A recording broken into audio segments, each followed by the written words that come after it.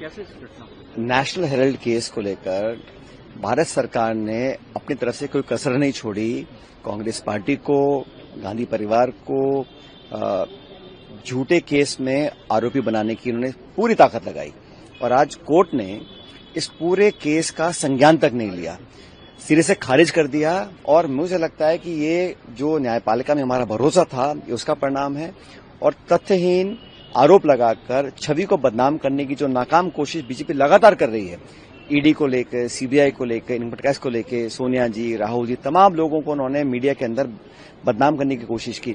आज कोर्ट ने कहा कि जो आपके दस्तावेज आप दे रहे हैं, तथ्यों का हमने अध्ययन कर लिया और हम संज्ञान योग भी, मतलब कॉग्निजेंस भी नहीं ले रहे हैं, मतलब इसमें कोई दूर दूर तक सच्चाई से परे है। सिर्फ एक फैब्रिकेटेड आपने पॉलिटिकल बदला लेने के लिए, छवि धूमिल करने के लिए आपने आरोप तय किए थे। कोर्ट ने आज उसको एक तरह से खारिज ही कर दिया है।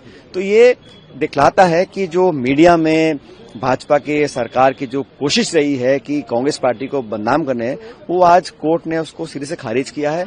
ये न सिर्फ सच्चाई की जीत है, लेकिन आने वाले समय में देश भी देखेगा कि मुद्दे डाइवर्ट करने के लिए कैसे सोनिया जी, राहुल जी को बार बार आपने कितना पीड़ा दी, कितना उन्हें नोटिस भेजे, कितनी पूछताछ कराने की कोशिश करी, लेकिन परिणाम ये निकला कि न्यायपालिका ने, भारत के लोगों का जो भरोसा है न्यायपालिका में, वो साबित हुआ है और सिरे से खारिज हुआ है। मैं इस निर्णय का स्वागत करता हूं।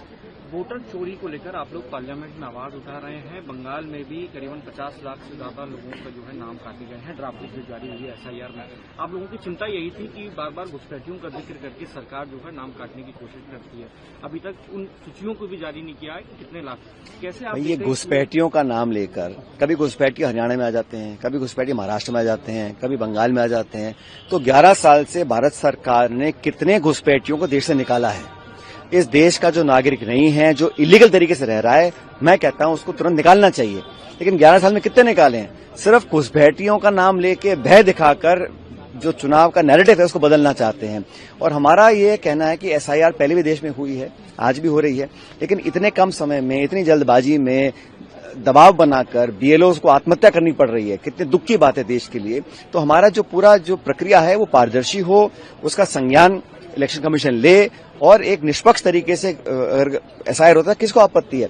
लेकिन जब आरोप आ रहे हैं, जल्दबाजी में आप कर रहे हैं, जिंदों को आप मरा हुआ दिखा रहे हैं, लाखों लोगों के नाम काट रहे हैं और घुसपैठियां कहकर आप किसान, दलित, पिछड़े, इन लोगों के नाम आप अगर काटेंगे तो उसके खिलाफ आवाज बुलंद करना हमारा अधिकार है, हमारी जिम्मेदारी है। उस काम को हम लोग कर रहे हैं।